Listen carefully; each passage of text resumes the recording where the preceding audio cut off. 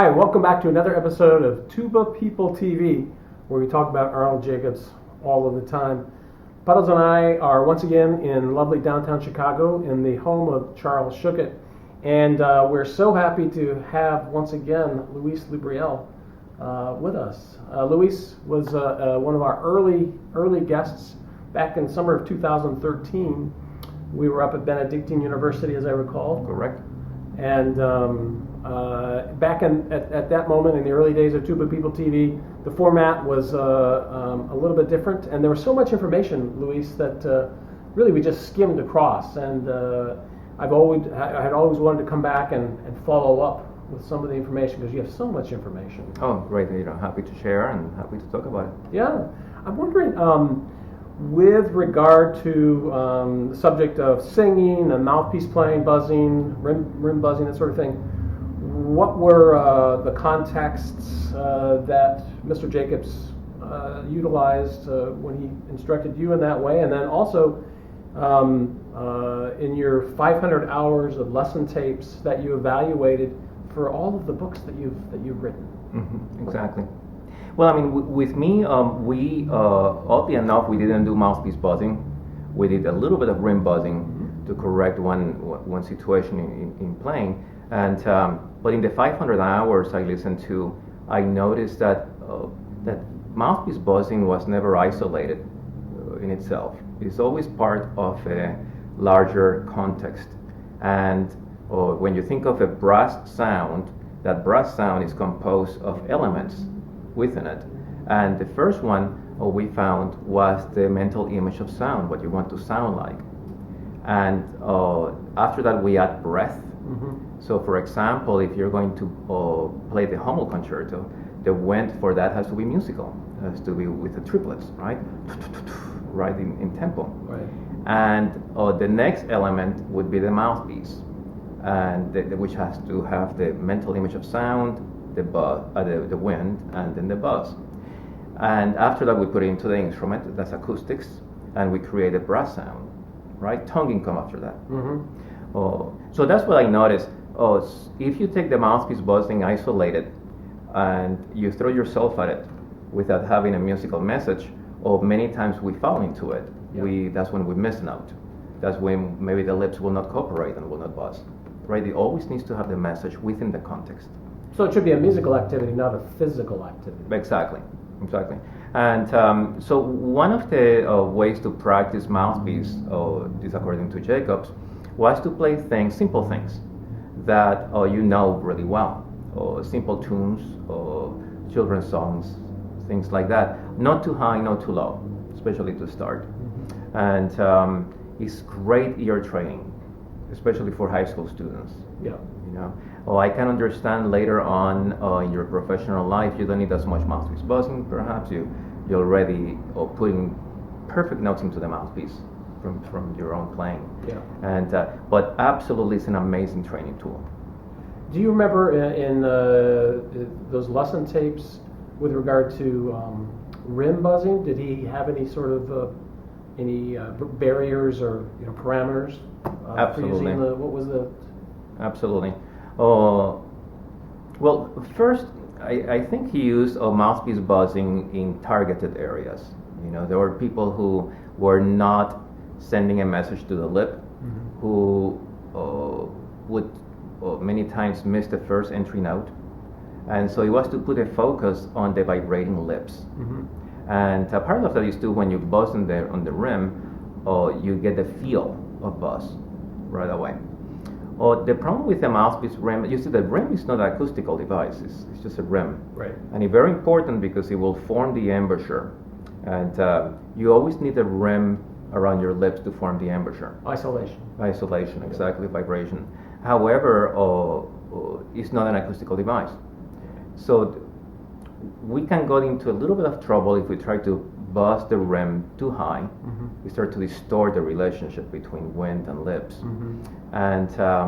And so you always keep it to a minimum. I think it's just to put very effective when you want to put the focus on the vibrating lips. I wouldn't do more than 30 seconds to a minute at a time. Right. A little bit. Yeah, that sounds familiar. Just in these little bursts It seemed like it was like even an efficiency embouchure, lip vibration efficiency tool. Just to get a little more lip surface vibrating. Exactly, and especially important with those students who would try to start the entry note, the first note of the instrument, and it would go blank. Right. You know, or would kind of have a little blast of sound, couldn't control, and to have that again, because when you buzz the rim, you can feel the vibration much more than when you buzz the mouthpiece. And the burst of sound, and that puts you, when you're using the rim, and then you copy that, then you're putting your mind in the place of sound rather than some sort of physical activity or nothing. Exactly. I think you want to start making the connection, and you're the one sending the message to the instrument. One of the interesting things I noticed in teaching, especially of beginners, young players, when they start, they think something magical is happening inside the instrument, and they look at the trumpet in my case, right, and they, wow, it's incredible. And but then when they get into high school, they start to notice that actually it's the mouthpiece where brass playing starts. And so you put onto the trumpet and you create a sound.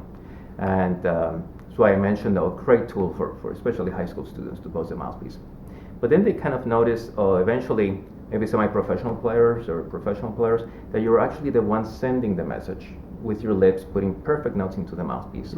And that's what translates into the horn. You know, and then we really become singers, brass singers. Brass singers. That's what we want. And so I think it's a whole sequence of events. There is kind of you cannot grow into these, you know, through the years of training. It's really rare to see a 12-year-old putting perfect notes into the mouthpiece. However, I have seen a couple players who are amazing, so-called naturals, right? Yeah.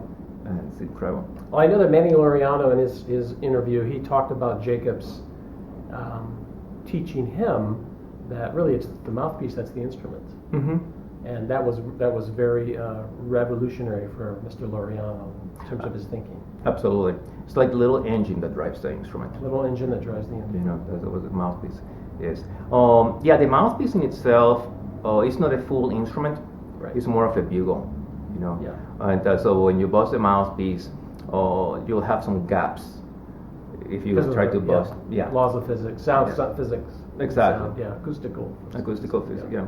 Or to try 2 octaves in a row, you might have some gaps in there. Right. However, if you put that mouthpiece into I know Jo-Ral, the mute maker. The shortcut. The shortcut, which is an extension to the mouthpiece, and it flares into a little bell. Yeah. And that becomes much more acoustic. Yeah. Little instrument, and you can buzz all day if you want to. So that's made by Jo-Ral, and it's called Shortcut. And they make it for, I think, all the brass instrument I think so. mouthpieces to fit in one size or another. That's terrific. I highly recommend it. It's a really good tool. I do too. Good tool. Luis, you mentioned that balance between the wind and the lips. Maybe you can expand upon that. I remember Jacobs talking about it in terms of finding that balance, that fulcrum balance between the right amount of wind and the right amount of pressure or strength or weakness of the lips. Absolutely. I think to start, I will start with maybe the simplest form, which is you can always blow into a brass instrument and not create a sound. So, I mean, wind by itself will not do it. It's a marriage between wind and buzzing. And now there is one more step after that, which is when there is no buzzing and the lips are collapsing onto themselves and you're fighting pressure. And it's very similar to if you put 2 fingers on your lips and you try to blow, you're going to have that backup pressure. Right. You can never fight a brass instrument. Impossible. It's metal of metal, number one, against your lips. And but the way you can have that balance between the wind that we're blowing and the instrument is to have the lips buzzing. And usually when we're singing and activating the lips are vibrating in the direction of the wind. Very much like vocal cords. Imagine that, right? We have seen there's famous videos of vocal cords singing, and they're going in the direction of the wind. Right. Yeah, flapping upward. And if we do that, we're getting a balance because the wind is flowing, the lips are vibrating. Mm-hmm. And then we develop the necessary support muscles around the embouchure, the vibrating area, the mouthpiece rim. And Jacobs called that the protectors and retractors, Mm-hmm. right? That help us go up and down and so forth. And to maintain that beautiful balance of the vibrating lips and the wind going through them. Right. And that's ideal. That's ideal. Now, if we are not sending the message, or if we are afraid or scared of a musical passage and we start getting preoccupied, or the lips might stop vibrating, and then we get into problems. Because of the seventh cranial nerve, Mhm. lack of message coming down the Message seventh going up. cranial nerve. Mhm. Yeah. And again, always compare the vibrating lips to vocal cords. Our job as brass players is really, in my view, is to transfer the function of the vocal cords when singing to the lips. Yeah. So we become singers of brass. You know? Yep. And so that's, I think, would be the ideal. Now, that said, I have taught students and have seen players fight a brass instrument, and it's a no-win situation. We always want to, and when we win is when we are singing. Mm-hmm. Yeah, I think you want to, the path of meeting strength with more strength or pressure with more pressure, the end game on that path is the lips stop vibrating. Yeah, And so that's no good. absolutely. You want to meet pressure or strength with flow. Exactly, and the vibrating lips. Now one note. Each instrument is a little bit different in brass. Mm-hmm. The trumpet. And I can attest to this, especially in training when I was a young player. We have two arms and a piece of brass against our lips, and that's really strong. Yeah. I don't know how in the tuba Yeah, no, we don't have that same. We can get a little bit of this, but probably not as much as. Yeah, in trumpet can get dangerous. Yeah. Can get very dangerous, and we try to fight that. And sometimes we are cutting to our lip, which is a really dangerous situation. The famous Louis Armstrong Copenhagen concert, Yes. right? Which he cut into his lip, Right. and from the pressure. So again, it's a dangerous as well as not productive. Right, right. So, with the topic of playing the mouthpiece, you mentioned that you did a little bit of buzzing, not a lot with him. I'm sure there was some varying degrees of more or less in the 500 hours that you evaluated, and then the last year and a half, 2 years, buzzing has received more attention, and one of the criticisms of mouthpiece playing that I hear is that playing mouthpiece is not exactly like playing the instrument. I'm always quick to say that's correct. It's not, and I remember Jacobs saying the very same thing. It's not exactly like playing the instrument, but it's close enough to the instrument that you can actually get some transferable benefit in terms of neural pathways that are dark when you just have the mouthpiece in your hand, as opposed to the tactile sensory lighting of the neural pathways in the mind when you pick up the instrument, that sort of thing. Any thoughts on that? Absolutely. When I think of mouthpiece buzzing, the number one benefit I see overall is the ear training. So I'm great for the younger players to go into that. One interesting part about mouthpiece buzzing, and I can personally attest to this, is as I developed as a player, I did a little bit less of mouthpiece buzzing, and also my mouthpiece buzzing when I did it changed in quality. And part of that, I think, is the mouthpiece buzzing is part of that sequence, the context we talked about, creating a brass sound. And every time you put an element, for example, the wind, when you do it by itself, it's a certain way, but when you're blowing the mouthpiece, it changes. Mm-hmm. So each element will change as you introduce the next level. The mouthpiece will change the buzzing once you put it into the instrument. It will change by itself, right, to adapt to that instrument and the acoustical environment. And so in itself, mouthpiece buzzing, as we do it in performance, it will be different than when you would practice by itself. Mm-hmm. And so that's the difference between the two. The great benefits again is great ear training. I think it strengthens the embouchure a little bit, but eventually, at least in my experience, I tend myself to do less and less of it. And I think developing the ear training, then also stylistically, you can be freed from the technical habits of vowels or slide positions. Exactly. Mm-hmm. And you can really develop your stylistic, your musicianship thinking with that as well. Absolutely. One thought is that when we play music, I think this applies to all instruments, we're always playing within what we call a community of practice, which is in classical music would be symphony orchestra playing or chamber orchestra and so on and so forth.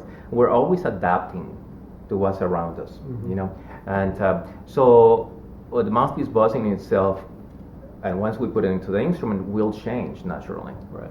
In each different community of practice we play. Right. So that's very interesting. Yeah, it's. I definitely think there's benefit, and I think it's really whatever works. Absolutely. You don't have to play the mouthpiece if you don't want to. Absolutely. If it works for you, great. Yeah. That's great if it's working. I think Rex Martin, recently retired professor of tuba euphonium at Northwestern University, he put it pretty well. I heard him once say that you don't have to wear a coat in Chicago during the wintertime. You don't, but you might get some benefit from doing it. From doing it, exactly. Yeah. It's like if it's working for you, fantastic. Yeah. Luis, this 500 hours of lesson tapes that I keep referring to, just to remind viewers who maybe didn't see the first interview from 4.5 years ago, as part of your research for the many books that you ended up writing about the subject of Jacob's pedagogy and related pedagogy, you had access to 500 hours of trumpet lesson tapes from various acquaintances and colleagues and friends. Yes. And I'm curious what with regard to Mr. Jacobs' longtime colleague, principal trumpet colleague in the Chicago Symphony, Adolph Herseth, what kind of admiration came through in those tapes? Yes, well, I mean, obviously, Jacobs always talked about Herseth as a role model. He admired his playing. Yeah. I think Jacobs mentioned from the very, very beginning, in 1948. Yeah. Right? And I think he also mentioned one time Jacobs says, I can call him my friend, I think. I'm sure they were good friends.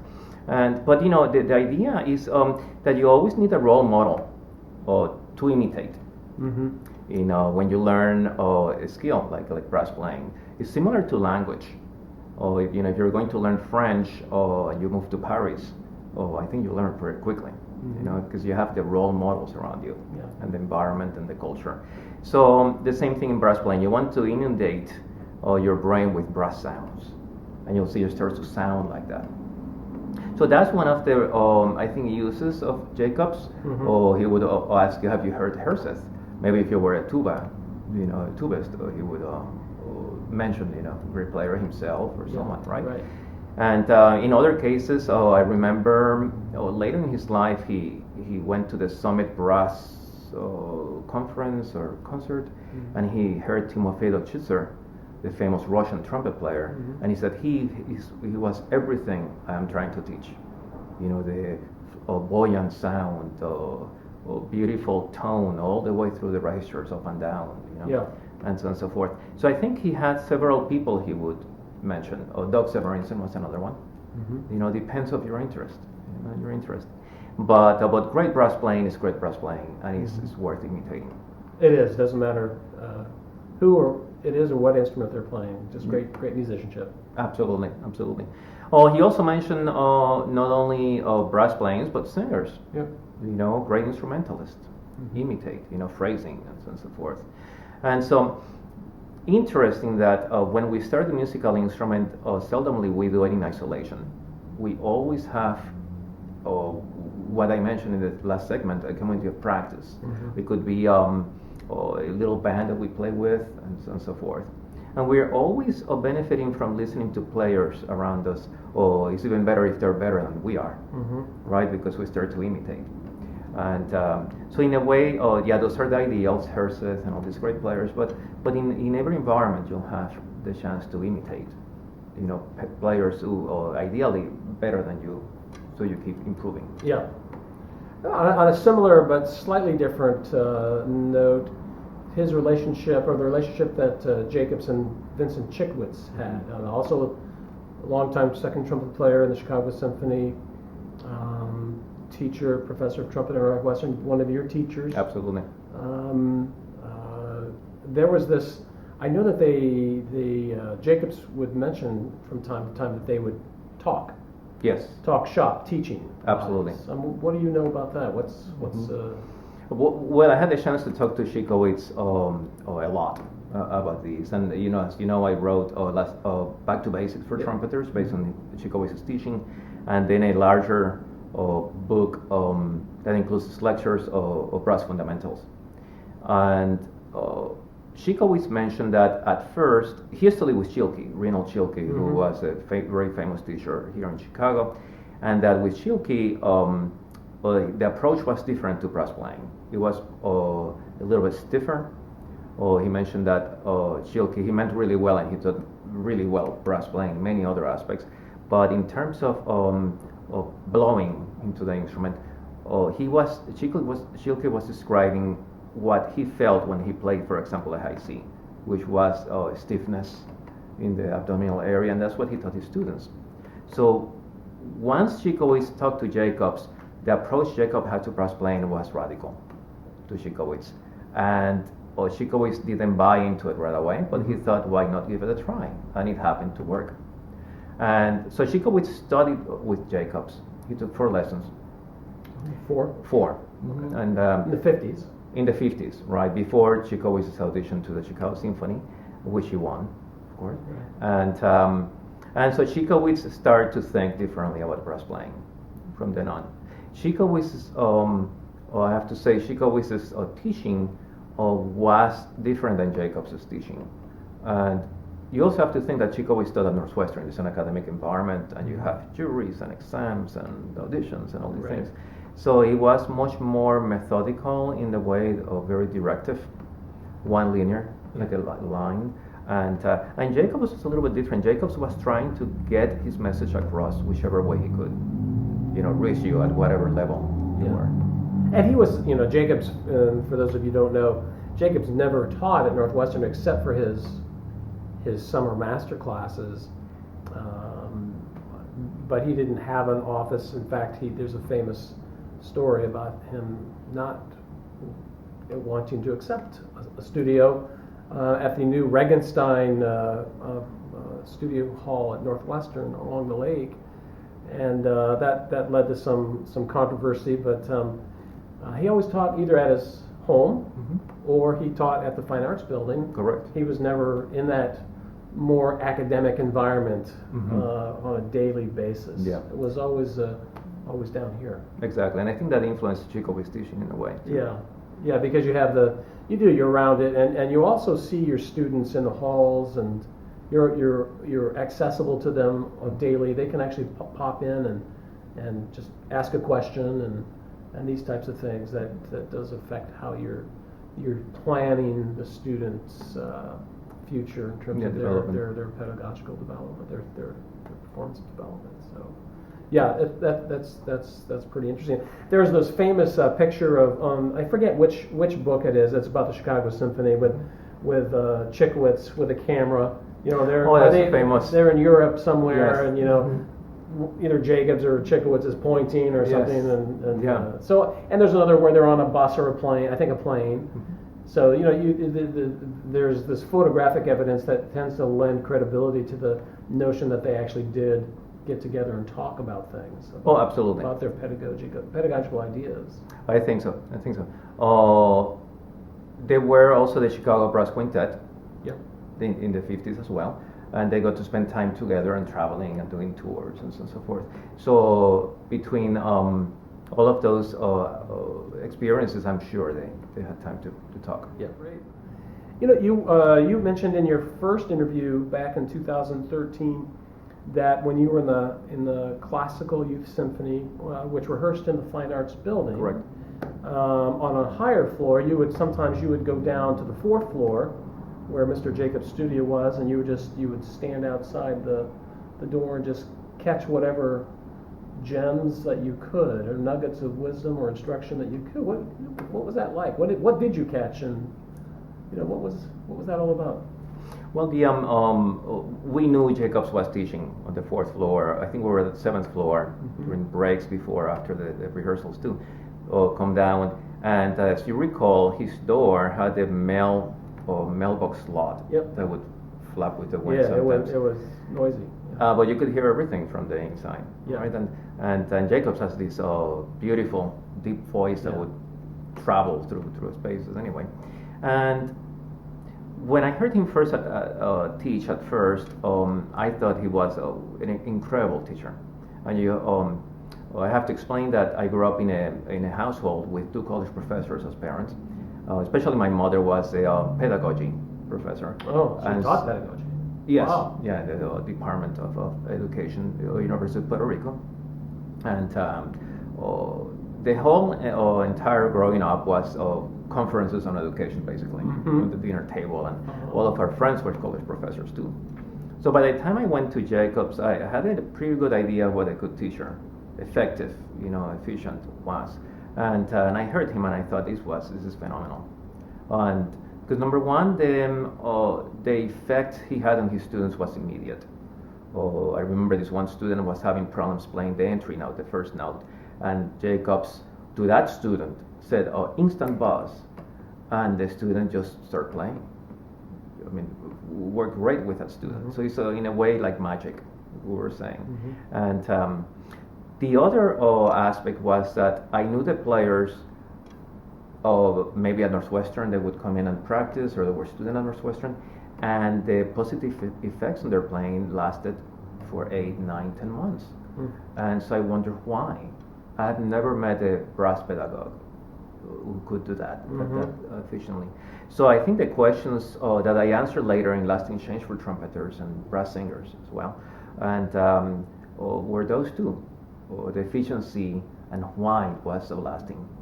And I think the answer to the first one, the efficiency, is that Jacobs knew what element of brass playing was efficient, and he would target that. And he had like a bag full of tricks that he would use to teach you that.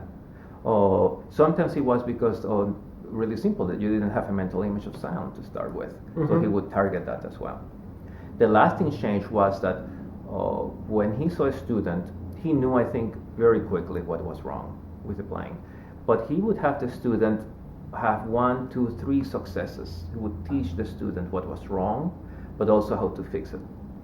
And have repeat that success 2 or 3 times in the lesson. And say to the student, take these exercises as a home teacher for the next 6 months to a year. And that's another reason why the results were lasting. Sometimes we go to a brass lesson, I don't know if you had experience like this, and the effects lasted 2 or 3 days. Yeah, right. And you came back to normal. Yeah, you're back to your normal self. Yeah, and but with the home teachers and the new concepts that he taught you, it was like an upward line, always improving. Yeah, and the whole notion really of like you just mentioning instant buzz, that gets to the whole psychological aspect of Jacobs' teaching, and just how he was such a great communicator. Correct. He was able to discern how to communicate with you, how best you communicated, on what level to communicate with you, and just that gets into his whole psychological background. And I remember in your first interview you mentioned that you have an interest in psychology. You're not a psychologist, but you've read hundreds of books on psychology, and your own background talking with Jacobs about psychology. You could tell that he knew, and he read them. He knew the books I mentioned. Yeah. And no, absolutely. I think he had to, when he got to know you at first, he would ask you questions and tell me about yourself, and he was interested in you, but actually he was getting to know you, how to see how you best worked and learned, and that's part of psychology as well. Yeah. But Jacobs used principles of psychology to benefit his teaching. One of the principles we use is, for example, the mind can think of one thing at a time.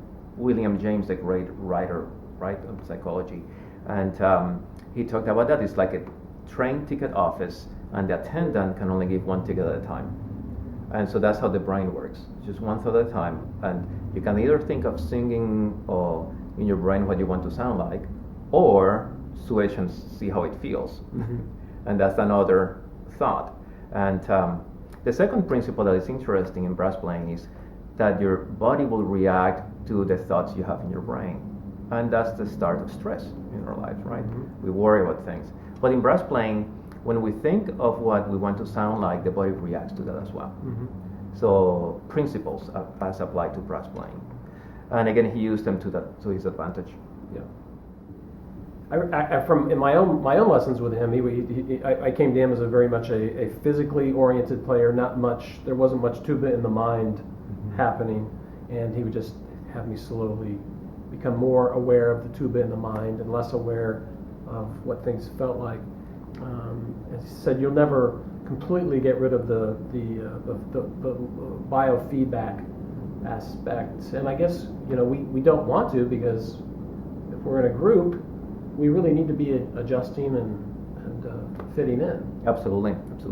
I think in the book Lasting Change, I have a graph that I worked on describing that from our brain we send a signal that ideally will go through the effectors, which are the muscles, and create the sound, and everything will be like from your head to the bell, Mm-hmm. which is ideal, 100% outward. But it's great if you're playing on an accompanied solo somewhere. But when you're playing an ensemble, it's an odd situation that you have to send out the message effectively, but also you have to adapt to what's around you, the rhythm, the pitch. Yeah. And so there is some incoming messages too, and you have to adapt your playing. So it's always a play between the two. Yeah. What we don't want is trying to send a message, but it's not getting to the effector because an inward message and how it feels like is So taking over. You're evaluating what Mhm. you should be communicating. Exactly. So I think it's always a play, especially when you're playing ensembles, between the two, sending the message strongly, but also adapting to the environment around you. All the changes in tempos, dynamics, pitch. In those lessons, 500 lesson hours, do you remember anything in particular with regard to this topic that came up, or that was informative for you? Mm-hmm. In terms of finding that balance between being a communicator instead of being an evaluator, wearing the hats that Jacobs would call. Absolutely. The difference between teaching and performing, just was one. There's a couple of them, but one is when we start teaching, at least this happened to me. I know I talked to Cichowicz, he told me it happened to him too when he started teaching. I started teaching beginners, and my playing started to decline. Because in my mind, I was going back home and listening to the beginners all day, and sounding like the beginners, right? So to imitate them. Yeah. And Cichowicz mentioned, that didn't happen to Jacobs, because he has such a strong conception of brass playing, and it took me a few years to figure out what the conception of brass playing was, and what you want to sound like, the message outward, and so forth. That he didn't get affected by all the players with problems and that he was teaching. But that's one problem that Jacobs always said: you have to wear different hats. One of a teacher, and then it's like a switch when you go to orchestra hall and play a concert. And he was able to do that effectively. Yeah, he put on the hat of the performer. When he was teaching, he put on the hat of the investigator. He would call it. Exactly. The hat of the investigator. Exactly. And I remember him talking about, seeing more than one really good career come to an early end because of the mixture of those two. Yeah. Those two elements of the putting the investigative cap on while the performer's cap really should have been Exactly. on. But he just seemed like he had such a strong message in his mind, as you were mentioning the concept, that he was able to get. Do you think that he was that way from his early days, or was he informed in some way by his research and by his research into psychology and physiology and that sort of thing? Oh, I couldn't tell because I didn't know him when he started teaching. I can say my own development as a teacher, it became much easier with decades of teaching. Once I got to know him, he had been teaching for 50-something years, 58 years or so. Right. So I think with time, you can wear the different hats easier. You have a brass conception that strengthens through the decades, so you don't get as affected. Right. Yeah, that makes sense. It's he would talk about that fairly often, the hats. Yeah. Because the one thing you want to avoid if you're playing for a living is to schedule lessons that are too close to your performance. At least in my own experience, because my brain will not switch within an hour. Let's say. I remember him talking about Phil Farkas, the famous horn soloist of the Chicago Symphony, and that he would get there a couple of hours before the concert, not so much to warm up, is to get into the mental framework of playing, of being a performer. Yeah, I think that makes sense. And there have been a few of the former students who I've interviewed, have talked about putting some separation. That he suggested separation. Yeah, absolutely. Back in 2013, and when we got together, you mentioned Ken Wilbur and his assistance to you in terms of using system theory to really organize and evaluate and extrapolate those 500 hours into a recognizable, meaningful whole. And just this whole idea of system theory, I'm wondering, how'd that work? What patterns did you notice? I mean, it seems so abstract in a way. It is, but the odd part is a really natural phenomenon to what we do. And one of the first concepts we learn in system theories is something called, it's rather technical, it's called upward causation and downward causation. But it's simple. It's Maurice Andre, the great French soloist, said that he practiced one element of trumpet playing at a time to get to the high spheres of playing. Right? Interesting. So one element at a time to get to the high spheres. And that's very much like how we practice technically. Mental image of sound first, then breath, buzzing, acoustics, trumpet, and then tonguing. Then the final result is a tongue trumpet sound. Right? So we improve each element to improve the end. We can also go the other way. Downward causation is that we want to improve the end result in our minds, so then the various elements improve underneath. And Jacobs used both. Actually, as a matter of fact, both brass singers and lasting change for trumpet players are structured that way. The first section of the book is upward causation, so it talks about the technical aspects. The second half is downward causation. So it talks about the mental images, being an artist, creating, imitating in the mind, and so on and so forth. So that's one element of system theories, and that's how the books are organized, by the way. Oddly enough, I found that when you think of the Arban's book, it's organized the same way. Is that right? Yeah, so it's from the long tones all the way. The last chapter is the tonguing, which is it's just, and then the second half is the art of phrasing, which all of the solos and all of the artistic content. 1854, right? 1854. Oddly enough, it's structured that way. But the other thing we learn in system theories is what we mentioned earlier in one of the segments in this interview today, was that each element of brass playing to create a brass sound goes in sequence. The most important is the mental image of sound, because if we remove that, it's like all of the blocks will fall. It's like one of those Jenga games, right? Yeah. You remove one and everything collapses. The second one is wind. Without wind, we cannot buzz the lips. Right. We need that. So we put that number 2. Number 3 is the buzz. Without the buzz, there's no sound. But without wind, there couldn't be a buzz. Mm-hmm. Oh, I know Jacobs used to joke that unless we would have electricity buzz the lips, we really need the wind. And then we need acoustics. Yeah. Actually, we could entertain an audience with mouthpieces. Yeah. And I heard the Canadian Brass at one time. Yeah. One of their shows, right? Yeah. But we need the acoustics to really make it come to life. And then the tonguing is the end.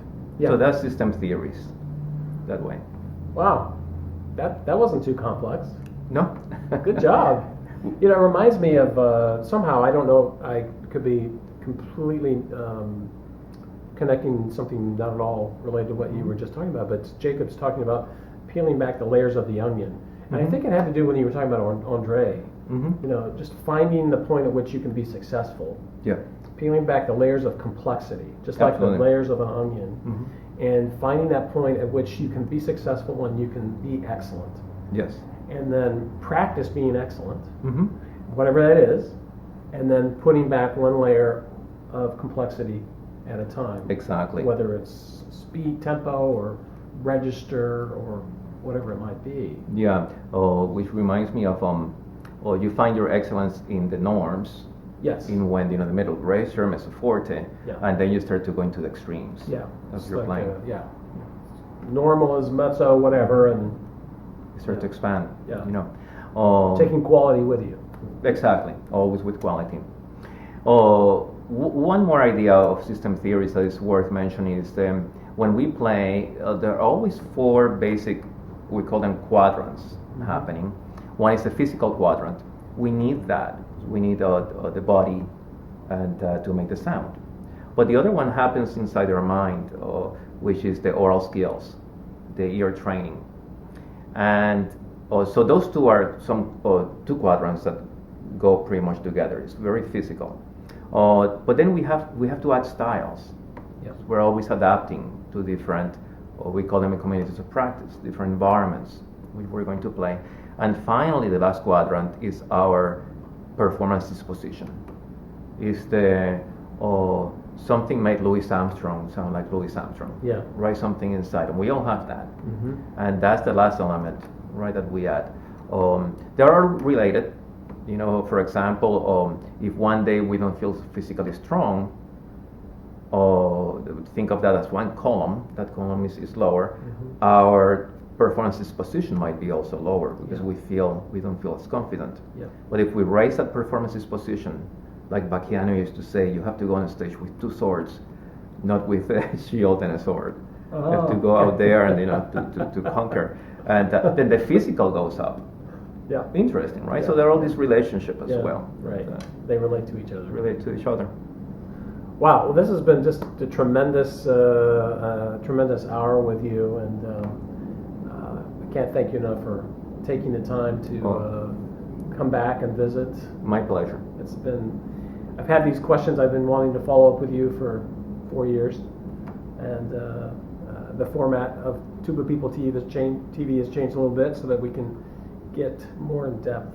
So, and also our format of thanking you with a gift has changed. As I recall, I gave you a very lovely package of duck nuts. Very much appreciated. Yeah. Now we have something more tangible. Wow. We have your very own Tuba People TV water bottle.